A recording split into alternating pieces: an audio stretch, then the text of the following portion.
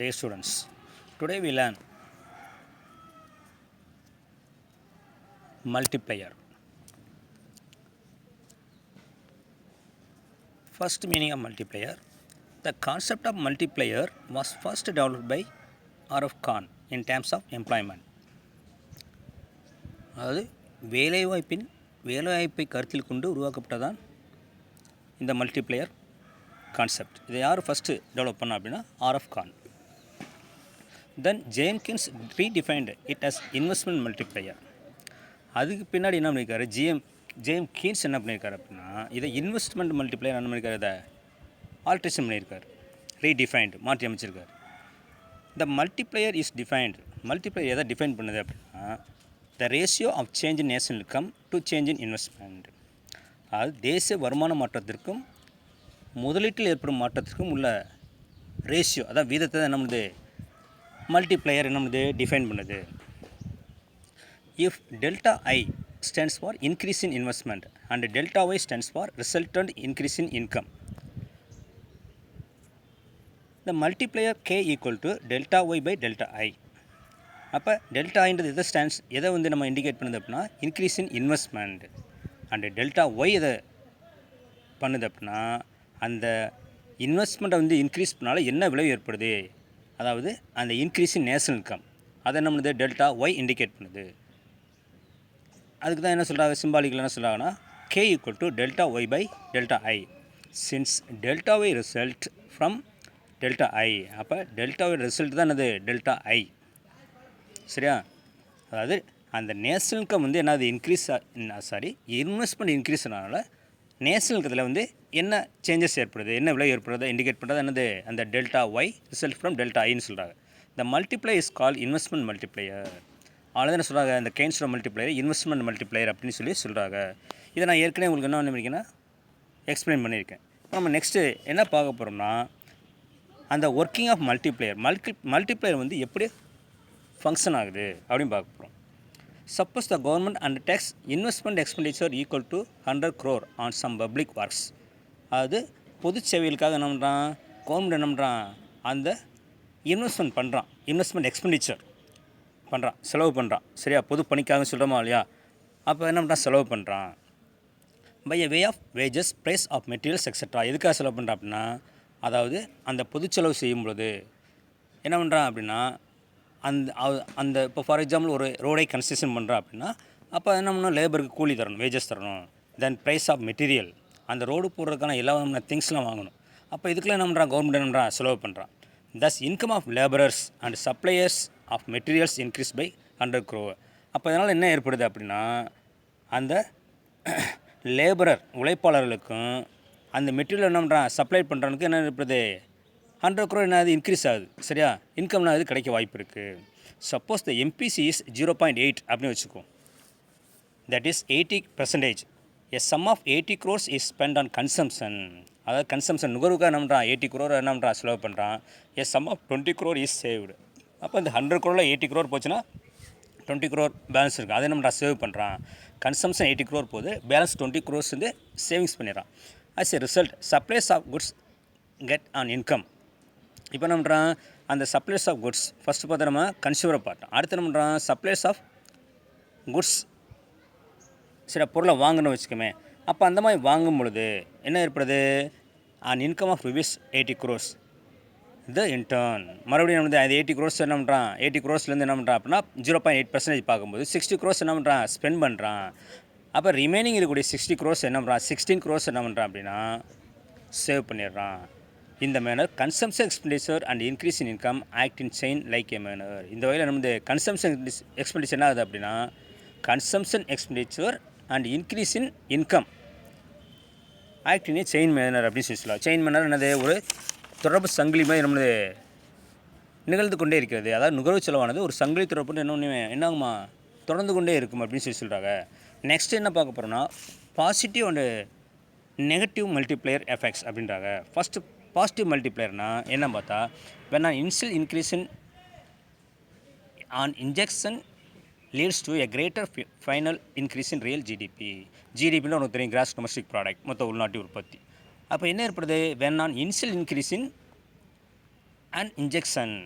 அதாவது என்ன பண்ணுறான், ஆரம்பத்தில் என்ன பண்ணுறான் அப்படின்னா, அதாவதுன்னா நம்ம என்ன பண்ணுறோம், இன்ஜெக்ட் பண்ணுறோம். இன்ஜெக்ட் அந்த உட்செலுத்துதல் உள்ள என்ன பண்ணுறோம், அதை அந்த இன்வெஸ்ட்மெண்ட்டை நம்ம என்ன பண்ணுறோம், இன்வெஸ்ட் பண்ணுறோம். அப்போ ஆரம்பத்தில் என்ன ஆகுது, அது இன்க்ரீஸ் ஆகிறனால என்ன பண்ணுது அப்படின்னா, இதை ஏற்படுத்துமா, leads to a greater final increase in real GDP. இறுதியில் என்ன பண்ணும் அப்படின்னா, அதிக அளவு நம்மளுது ஜிடிபியை இன்க்ரீஸ் பண்ணுது. இது பாசிட்டிவ் மல்டிப்ளையர். அடுத்து நெகட்டிவ் மல்டிப்ளையர்னு சொல்லும்பொழுது, when and initial increase when and initial, இந்த இதில் இன்க்ரீஸும் கொடுத்துருக்கா, இன்க்ரீஸ் தப்பு. இந்த இடத்துல என்ன வரும்னா டிக்ரீஸ் வரணும். சரியா? When and initial decreases in an injection leads to a greater final decrease in real GDP. அப்போ நெகட்டிவ் மல்டிப்ளையில் வந்து என்ன பண்ணுது, நம்ம ஆரம்பத்தில் வந்து என்ன பண்ணுறோம் அப்படின்னா, உட்செலுத்தக்கூடியது இன்ஜெக்ட் பண்ணுற சொல்கிறோமா இல்லையா, அந்த இன்வெஸ்ட்மெண்ட் என்ன பண்ணுறோம், உட்செலுத்துறது என்ன பண்ணுது, குறைவாக இருந்தால் என்ன பண்ணும் அப்படின்னா, அந்த ஜிடிபியில் என்ன பண்ணுது அப்படின்னா, ஃபைனல் என்ன பண்ணும், ரொம்ப அதிக அளவு நம்ம குறைவு ஏற்படுத்தும் அப்படின்னு சொல்லி சொல்கிறாங்க. இதை நெகட்டிவ் மல்டிப்ளையர்.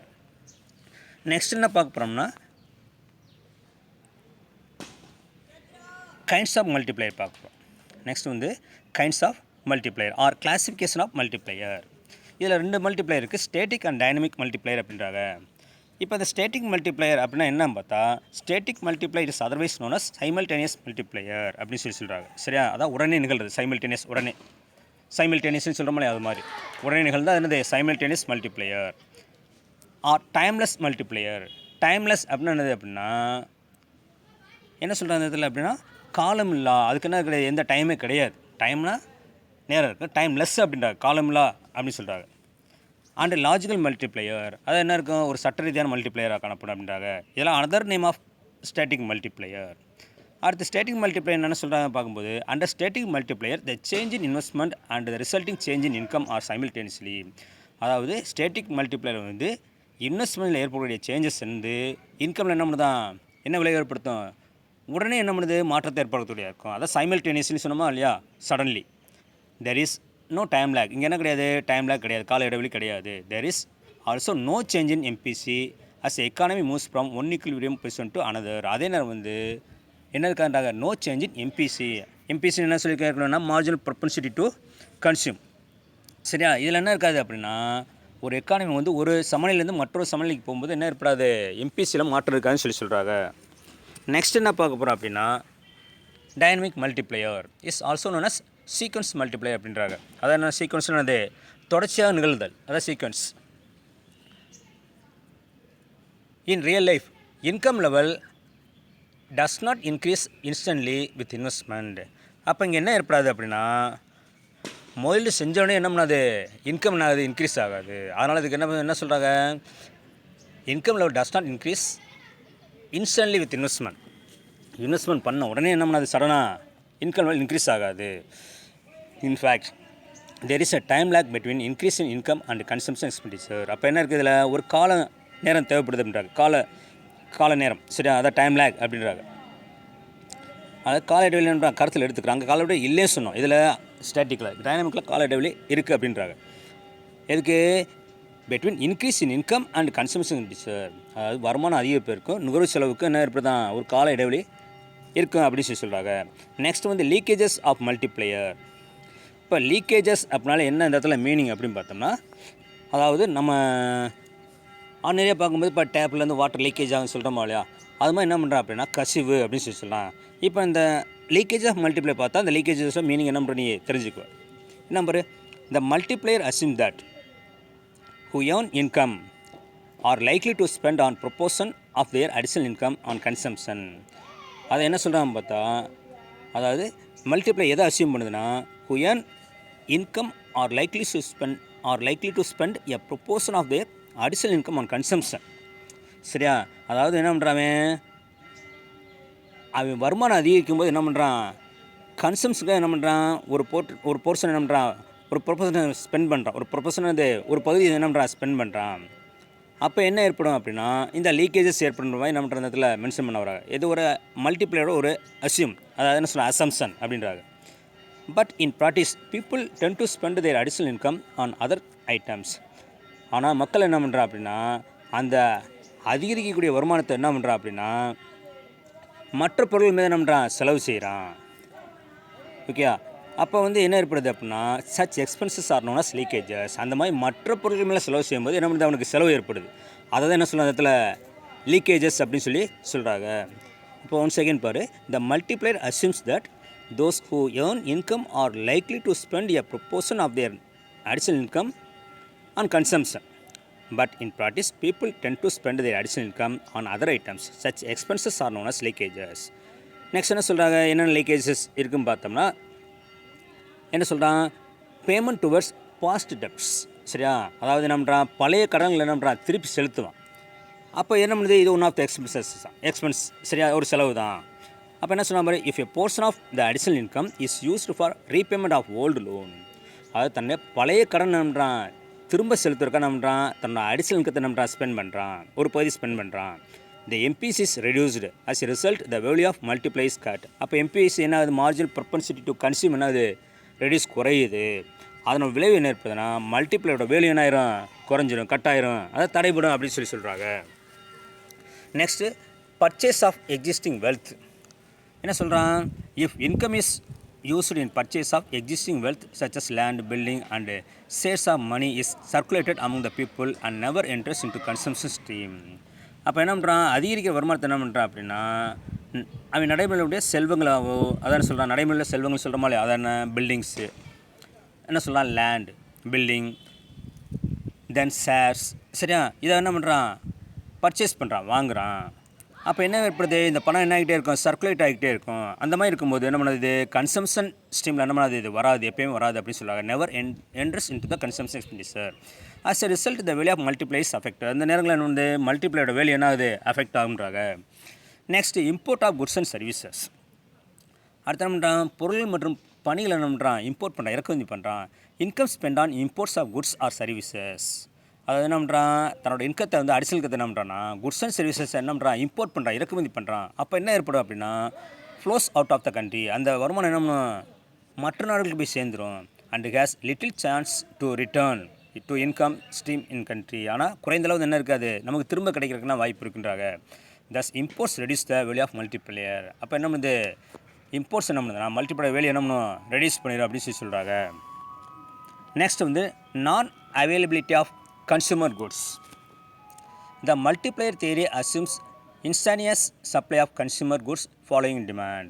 அடுத்து என்ன சொல்கிறாங்கன்னா, அதாவது இந்த மல்டிப்ளையர் கான்செப்ட் இருக்குது பார்த்தியா, இது என்ன பண்ணுது, தேவை ஏற்பட்டவுடன் என்ன பண்ணுது அந்த கன்சம்ஷன் குட்ஸ் என்ன பண்ணுறான் அப்படின்னா சப்ளை பண்ணுற மாதிரி என்ன பண்ணுறான், சப்ளை ஆஃப் கன்சியூமர் குட்ஸ் என்ன பண்ணுது, அவனோட தேவை ஏற்படுத்தினா என்ன பண்ணுது, கன்சியூமர் குட்ஸோட சப்ளை உடனே என்ன பண்ணுது, உனக்கு சடனாக கிடச்சிருது. இது ஒரு அசியூம்ஸை பண்ணியிருக்கணுமா. சரி, அதான் சொல்கிறேன், அந்த மல்டிப்ளை த்ரீ அசியூம்ஸ், அதான் அசம்ஷன். என்ன அசம்ஷன்னா instantaneous supply of consumer goods following demand. தேவையை பின்பற்றி என்ன பண்ணுது, அந்த சப்ளை ஆஃப் கன்சியூமர் குட்ஸ் என்ன பண்ணுறான் சடனாக என்ன பண்ணுறான் அவனுக்கு வாய்ப்பு கிடைக்க ஏற்படுத்தி கொடுத்துருது அப்படின்னு சொல்லி சொல்கிறார். இது வந்து மல்டிப்ளையரோட assumption, one of the assumption. But there is often a time lag. அதுக்கு என்ன ஏற்படுதுன்னா கால இடைவெளி ஏற்படும் அப்படின்னு சொல்லி சொல்கிறாங்க. During the gap demand greater than S. அப்போ என்ன பண்ணுது, டிமாண்ட் என்ன பண்ணுது சப்ளை காட்டில் அதிகரிக்கும் போது inflation is likely to rise. அதாவது பணவீக்கம் ஏற்படுவதற்கான வாய்ப்பு ஏற்படுகின்றாங்க, இன்ஃப்ளேஷன் ஏற்படுதுன்றாங்க. This reduce the consumption expenditure and thereby multiplier value. இது என்ன வந்து கன்சம்ஷன் எக்ஸ்பெண்டிச்சரையும் நுகர்வு செலவையும் மல்டிப்ளையரோட மதிப்பு சொல்கிற மாதிரி அதை வந்து ரெடியூஸ் பண்ணிடும் அப்படின்றாங்க. நெக்ஸ்ட் ஃபுல் எம்ப்ளாய்மெண்ட் சுச்சுவேஷன் அப்படின்றாங்க. Under condition of full employment resources are almost fully employed. அதான் என்ன சொல்கிறாங்க, முழு வேலை நிறைவு இருக்கும் பொழுது வளங்கள் என்ன பண்ணுறான் முழுவதும் பயன்படுத்துகிறான். So additional investment will lead to inflation only. அப்போ அடிஷனல் இன்வெஸ்ட்மெண்ட் பண்ணுற பார்த்தா அதை எதை மட்டும் ஏற்படுத்துமா, பணவீக்கத்தை மட்டும்தான் ஏற்படுத்தும். என்ன ஏற்படுத்தாதுன்னு சொல்கிறாங்க, அடிஷனல் ரியல் இன்கத்தை என்ன பண்ணாது ஜெனரேட் பண்ணாதுன்ற மாதிரி என்ன பண்ணுறாங்க இந்த கான்செப்டில் சொல்லியிருக்காங்க. நெக்ஸ்ட் வந்து யூசஸ் ஆஃப் மல்டிப்ளையர் பார்க்க போகிறோம். Multiplier highlights the importance of investment in income and employment theory. Multiplier வந்து எதை ஹைலைட் பண்ணி காமிக்குது, நமக்கு எதை சுட்டி காட்டுது அப்படின்னு பார்த்தோம்னா, அதாவது இன்கம் அண்ட் எம்ப்ளாய்மெண்ட். சரியா, அது எப்போ இதாகும் அப்படின்னு பார்த்தா அந்த இன்வெஸ்ட்மெண்ட் என்ன பண்ணுது இன்க்ரீஸ் ஆகும்பொழுது. சரியா, அப்போ அந்த இன்வெஸ்ட்மெண்ட் கான்செப்டில் பார்க்கும்போது இன்கம் அண்ட் எம்ப்ளாய்மெண்ட் தான் நம்மளுக்கு இண்டிகேட் பண்ணுது இது மல்டிப்ளையர். தென் இந்த process throws light on different stages of trade cycle. அதே நேரம் வந்து நம்மளது பல்வேறு வகையான வாணிப சுழற்சின்னு சொல்கிறோம்ல ட்ரேட் சைக்கிள், அதே நம்ம தான் இந்த ப்ராசஸ் நமக்கு இண்டிகேட் பண்ணுதுன்றாங்க, அதை எக்ஸ்பிளைன் பண்ணுது. நெக்ஸ்ட் வந்து it also helps in bringing the equality between S and I. எஸ்ன்றது சேவிங், ஐன்றது என்னது இன்வெஸ்ட்மெண்ட். சரியா, அது ரெண்டுக்கும் இடையில ஏற்படக்கூடிய சமநிலை ஏற்படுத்துது அப்படின்னு சொல்கிறாங்க இந்த கான்செப்ட். அதனால் it helps in formulating government policies. அரசாங்கம் என்ன பண்ணுது, அதோட கொள்கையை உருவாக்குறதுக்கு நம்மளுக்கு இது ஹெல்ப் பண்ணுது அப்படின்றாங்க. It helps to reduce unemployment and achieve full employment. அதே நேரம் வந்து என்ன ஏற்படுத்துது அப்படின்னா, இந்த மல்டிப்ளை என்ன ஹெல்ப் பண்ணுது அப்படின்னு பார்த்தா அன்எம்ப்ளாய்மெண்ட்டை ரெடியூஸ் பண்ணுது அண்ட் அச்சீவ் ஃபுல் எம்ப்ளாய்மெண்ட், முழு வேலை அடையிறதுக்கு நம்மளுக்கு வழி வைக்குது. Then kinds of multiplier. Multiplier என்னென்ன கைண்ட்ஸ் வகைகள் இருக்குன்னு பார்த்தா tax multiplier, employment multiplier, foreign multiplier and investment multiplier அப்படின்னு எனக்கு 4 டைப்ஸ் இருக்குது. That's all.